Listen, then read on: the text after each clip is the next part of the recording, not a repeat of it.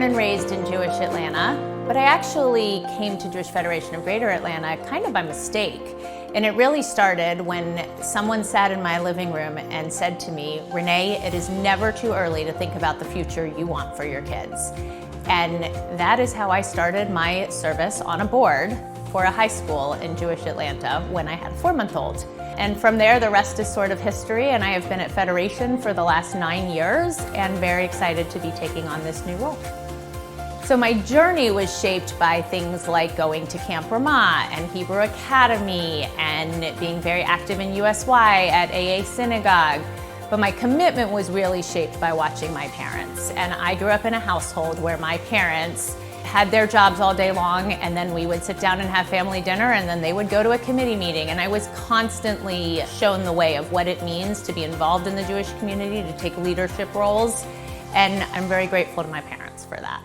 The Jewish world right now has no shortage of challenges. We're facing rising anti-Semitism, we're dealing with Israel still at war, hostages that still need to be rescued. It is a tough time, and we have got to rise to the challenge of what is going on in the world.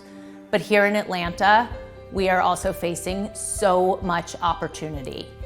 We have a growing community. So many Jewish communities in the country now cannot say that. And with that growing community, we also see people who are looking to engage more, who are looking to access Jewish education in ways that we have not seen in a long time. Education is a real passion of mine. And in a post-October 7th world, people no longer want an education that is only based on Israel, Holocaust, and Jewish values. That's a piece of it, but people want to access the 3,000 years of richness of our Jewish culture.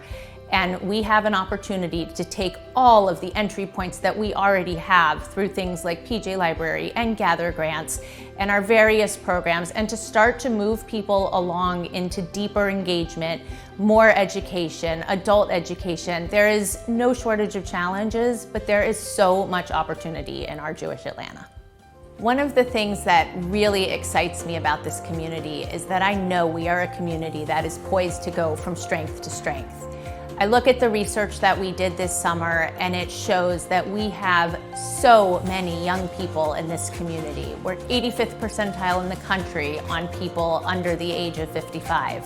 But at the same time, I look around at who's still involved in this community, and it is the builders and the mentors who I watched creating our existing organizations when I was a little girl.